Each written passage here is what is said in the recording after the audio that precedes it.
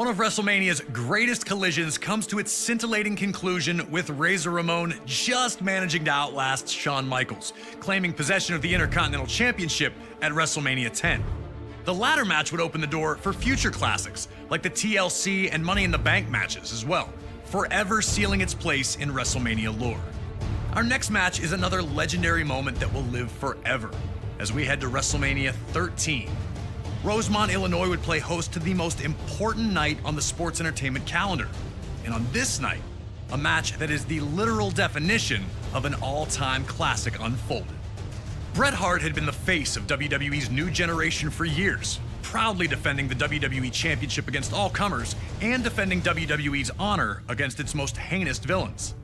After losing the WWE Championship to Shawn Michaels in WrestleMania 12's Iron Man match, the Hitman took some time off to consider his future options. When he returned, roughly 6 months later, there were drastic changes to the landscape of WWE's universe. Top among those was the rise of Stone Cold Steve Austin. The man who started the year off as Ted DiBiase's ringmaster would find freedom in his true identity, dropping his manager and finding superstardom in the wake of his 1996 King of the Ring tournament victory. Austin 316 says I just whipped your ass. WWE was trying to find its attitude, but the seeds of change were being planted in the fans who had rallied around Austin. His no-nonsense attitude had made him the ultimate anti-hero. This acceptance of someone who flaunted his breaking of the rules didn't sit right with the Hitman. When Bret made his return, he immediately challenged Austin, who was more than ready to answer the call. The two battled at 1996's Survivor Series, where Hart won in a masterful performance of a feverish back-and-forth battle.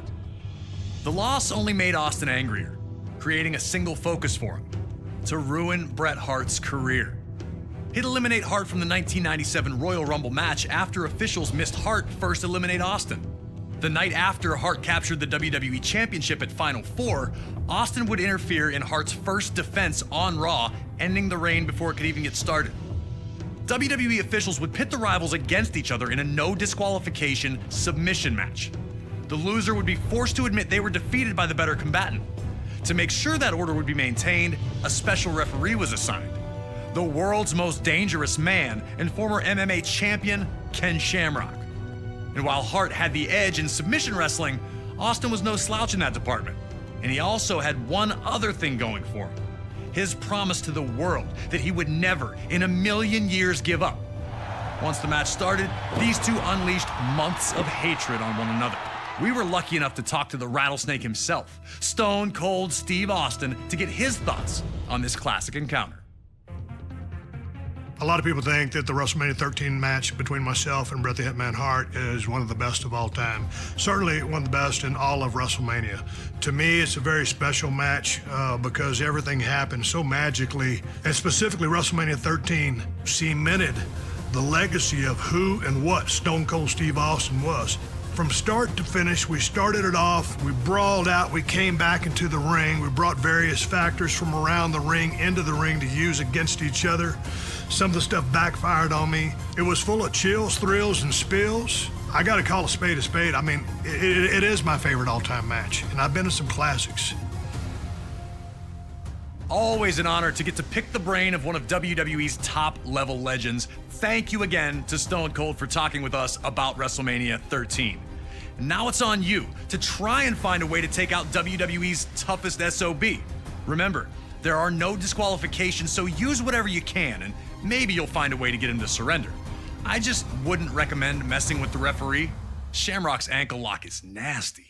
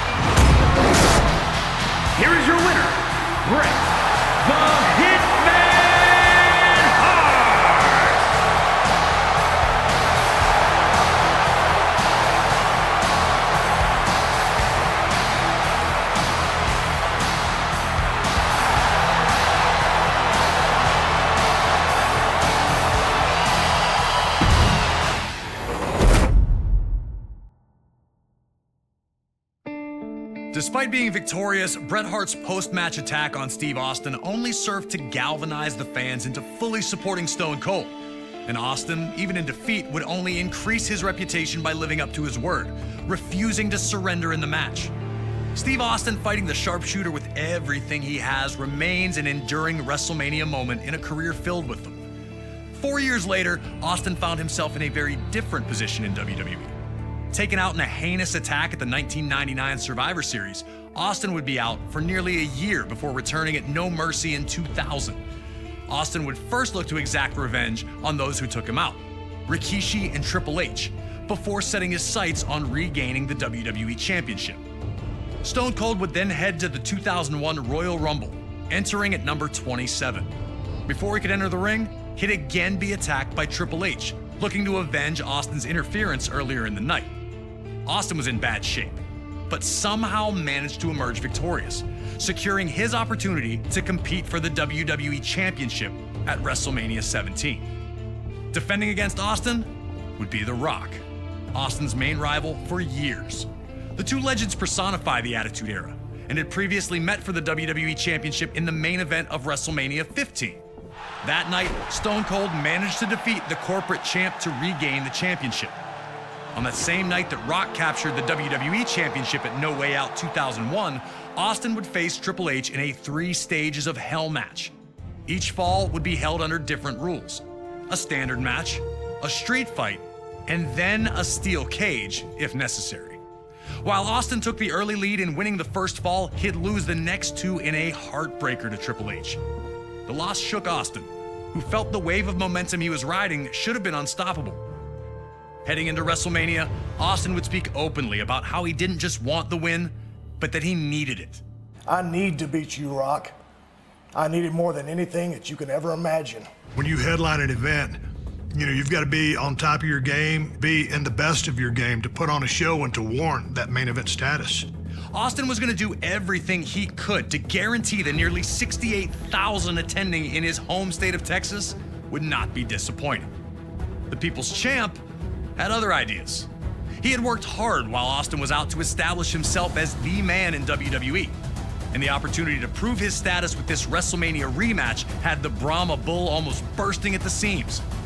If anything was for sure, it was that The Rock would do one thing, and one thing only. Just bring it! He'd been through the battles, he'd come into his own, nothing was handed to him, he earned it all, and he turned himself into the most electrifying man in sports entertainment.